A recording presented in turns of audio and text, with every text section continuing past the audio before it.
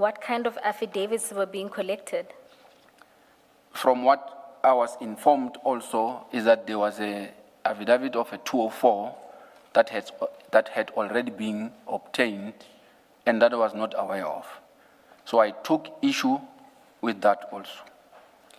And at what stage was that 204 taken, to your knowledge?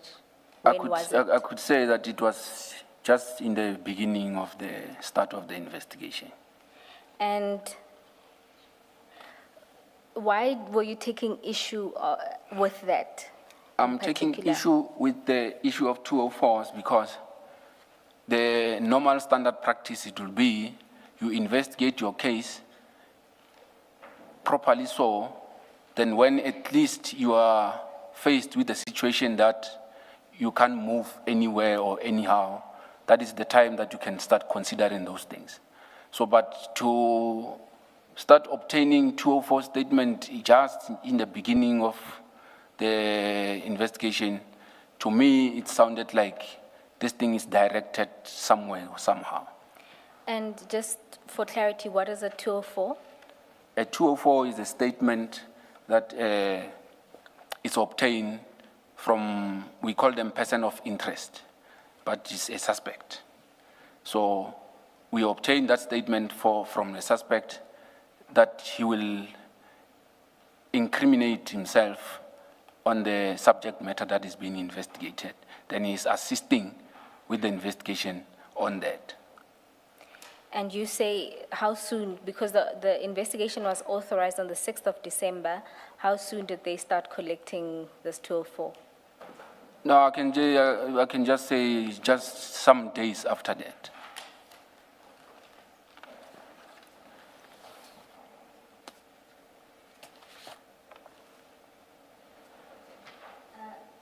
And then this also deals, commissioners, with the paragraphs 48 to 51. But just on the last answer that you gave, why is it problematic to get a 204 so early in the investigation? It is a problem because you are running a risk of being misled by this person of interest, because he can actually divert or push you into a wrong path.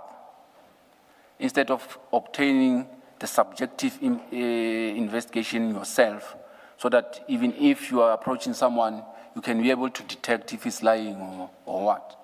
So it is not advisable to start things at that way. And so it was your view that this investigation was being directed in a particular way? That is correct. That is the reason why I refused and said I can't get involved into this thing. And when you raised these issues with Ms. Ramsamy and Mr. Sisoko, did you get any feedback? No, they gave me feedback. They indicated that I should continue concentrating on the Lushaba matter, and the other matter, the other two guys will continue with it. So that meant that because I was a lead on all these cases, then that means from the day that I was removed, then Mr. Padiachi assumed the responsibility of being a lead on that other matter. On the Mukwele matter? That is correct. And you then retained the Lushaba matter? That is correct. All right. Chair, we are going to move on to the next subtopic. Maybe just to say that the recent exchange would deal with paragraphs 48 to 51 of the statement. What remains is a consultation with Mr. O'Sullivan and the disciplinary proceedings that were instituted against the witness. Let's continue and see how it goes, yeah. Now let's deal with your consultation with Mr. Paul O'Sullivan, which takes place on the 13th of January. You deal with this at paragraph 45 onwards of your affidavit. Yes, I was instructed to contact Mr. O'Sullivan and to find out from him what he was investigating and whether he had reported or opened a case, so that if there was a case open, so that we can go and also collect the case. So during the interview, or just before the interview, he sent me 2 emails. On the emails, it's the document that I've already explained, the letter and the report that I've already indicated. So on the email... Just one second. Commissioners, there would have been 2 other documents handed up.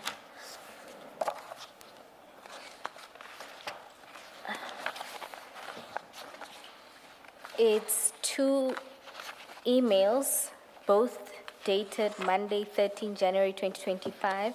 The first is sent at 14:11.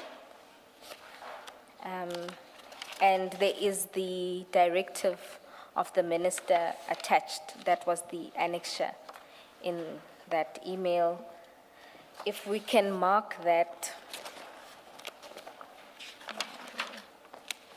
annexure. Which one do we mark first, the thicker one or The one with the letter attached. This would be the thinner one. the thinner one? Thank you. So 13, 1-3. Yes. And then the second email was sent on the same day, Monday, 13 January 2025 at 14:28, which contains Ms. Mukwele's details. And that can be marked MRR 14. Yes, Mr. Rapesu, you're explaining about the 2 annexures? Yes, the 2 annexures, I printed them as they are, then I recorded them in the docket to be filed. So I also made an entry in the diary of the docket. And just for the record, the entry is annexure MRR 5. If you go to page 40.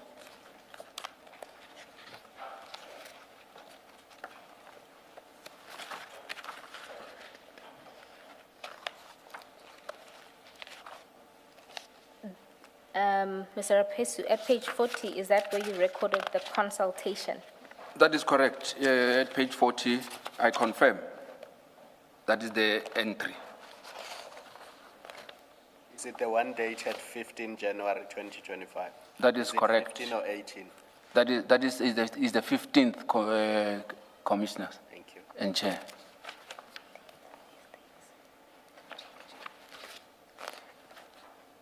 And is that where you then recorded the additional documents? That is correct, chair.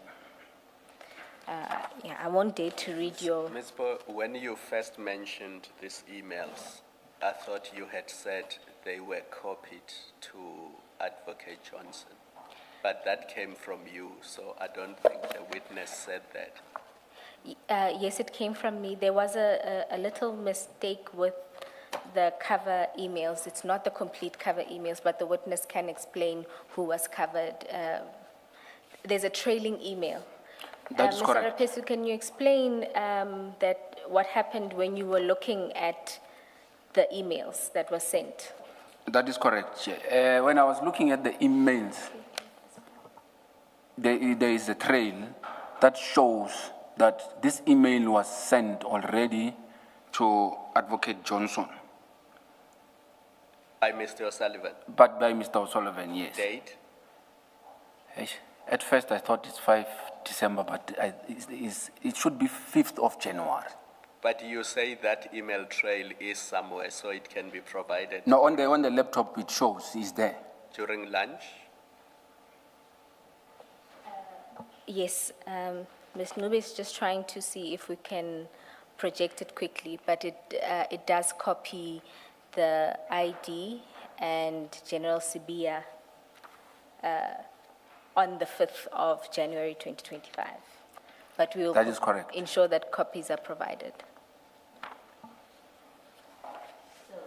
when Ms. Johnson said to us, as she testified, that she has never had any dealings with Mr. O'Sullivan relating to this matter, these matters, the Mukwele matter in particular, I think that's what she was asked. According to those emails, that would not be correct because she would have received an email from him. That I can confirm that there is an email directed to her on the 5th, if I stand to be corrected. Okay. That one I can confirm. Thank you. Thank you. That should deal with your consultation with Mr. O'Sullivan. Did he? Ms. Bowe, maybe for the record, you referred to MRR. It's MRR5. Yeah, you referred to a directive from the minister, but the record doesn't know what you're talking about. Maybe for the record, you should say what is attached there. Attached to the email, perhaps the annexure MRR13 is the directive of the minister relating to Crime Intelligence Ports of Entry and Political Killings Task Team dated 31 December 2024. It's what we have, has been referred to in this commission as the disbandment letter, PKTT Correctly. disbandment letter. Thank you. Precisely. And you say you got this from Mr. O'Sullivan. That is correct, Chair. Did he say where he got it from? No, he didn't say, Chair. Thank you.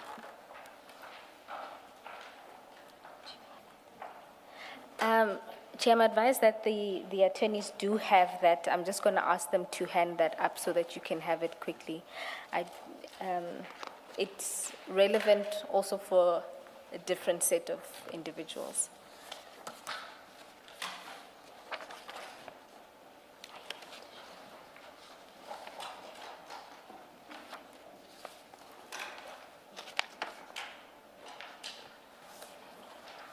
Yes, we're going to flight.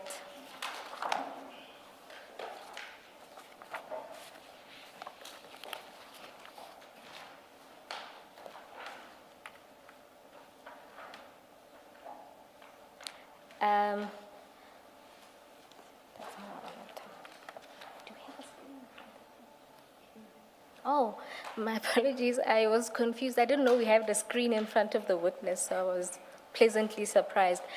In the screen in front of you, we have projected the email concerned, and you'll see it's Monday on the 13th is where you have an attachment, That is correct. and that would have been the disbandment letter. And then if you scroll down, you will see the trailing email. And there it's dated the 5th of January 2025, and it's addressed to, for the record, for the public purposes, we've redacted the recipient, but that is Ms. Mukwele. And then copied in that is General Sibia and Advocate Johnson.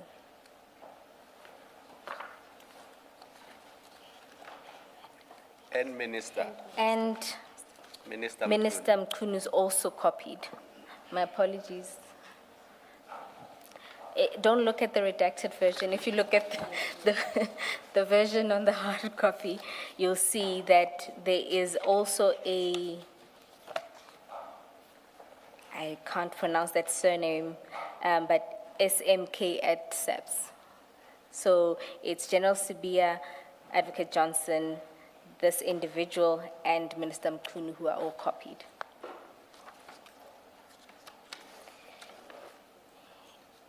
And in it, I've been made to understand that this email in particular was dealt with at the time Mr. O'Sullivan was before the commission. And this was his email to Ms. Mukwele indicating a couple of questions that he had, demanding a response from her by a particular date. And the response is to render, I'm looking at the next page, maybe We have that. So the response is where he says within 14 days, and he wants her to do all of those things, 1, 2, 3. Is that the Yes, response you yes. wanted from her? And Mr. Rapesu, you confirmed that this was one of the things that Mr. O'Sullivan was bringing to your attention. I confirm, Chair. Thank you. Now, you say that after the meeting, you gave feedback to the team. Does this include the documents that were provided, including this email? Correct, Chair, Commissioners. Thank you.